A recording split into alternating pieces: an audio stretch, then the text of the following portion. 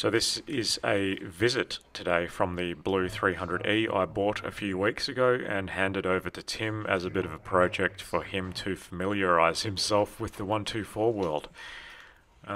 There's nothing really to look at. I just wanted to have an inspection and make sure the fuel injection system is in fact operating the way it should.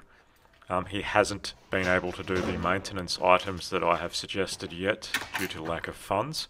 He has at least changed the brake fluid because that was quite murky, not in a good way.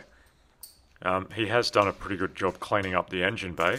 I'm impressed with that. So he's obviously got in there with his toothbrush and cleaned all of that out. And he's ripped off that hood lining as well. I'd like to see that changed, but it'll take time.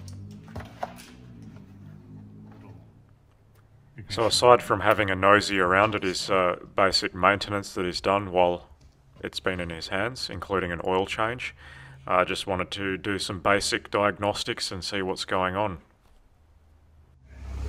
Yeah, so we're just testing the O2 sensor on the blue car. And just with the elevated RPMs, we can see the response of the O2 sensor and the ECU adjusting accordingly, nice and quickly. So yes, that oxygen sensor is in fact still working.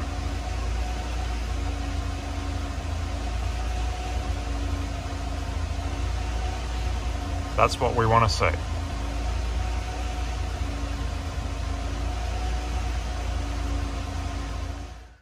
So just doing a bit of diagnostics on the Blue 124.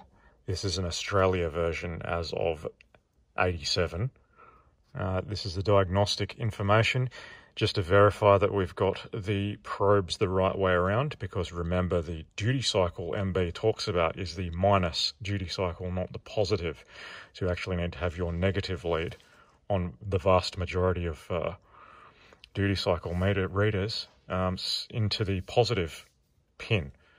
In any case, I have done that anyway. Coolant temperature is around 80 degrees Celsius and I'm seeing 70% on my scope.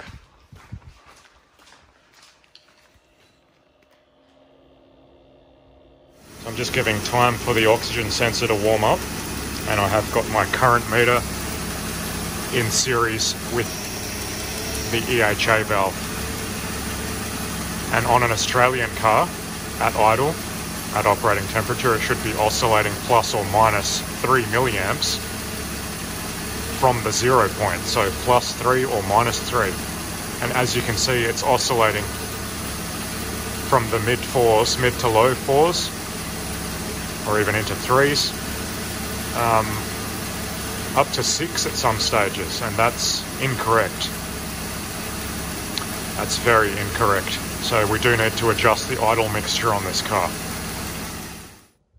Notice the coolant temperature is above 80 degrees there, and the EHA current should be around 20 milliamps.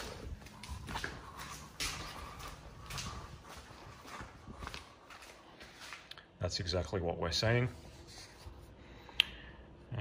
Duty cycle at more than 80 degrees Celsius should be 70%. That's what we're seeing.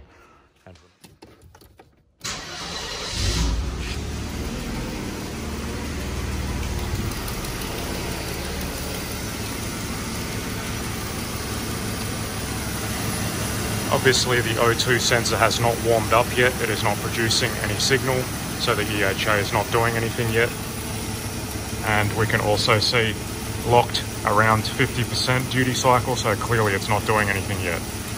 We're starting to get a signal now, because the EHA is being operated and we can see the duty cycle is also changing.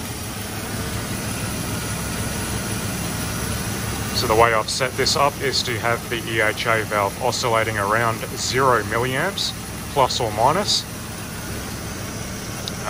which is the spec for Australia version cars. They want it plus or minus from the 0 point.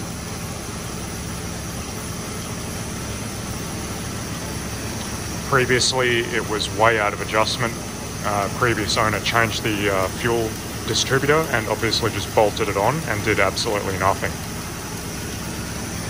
I have tested the airflow meter, etc. That's all fine as well, so really it just needed the idle mixture adjusting. And of course, what minor tweaking of a 124 would be complete without a quick test drive around the block. Unfortunately, this 124 does require money spent on it, something that young Tim doesn't have much of at the moment, thanks to me, but it'll happen. In the meantime, just got to keep it maintained as best you can. And yes, that is a Becker that I've given him there. And it was mine too. Yes, and it used to be his as well. Transferred to being mine, I fixed it, and now I gave it back to him. And that atrocious alarm system is gone as well. Yeah. So things are happening slowly.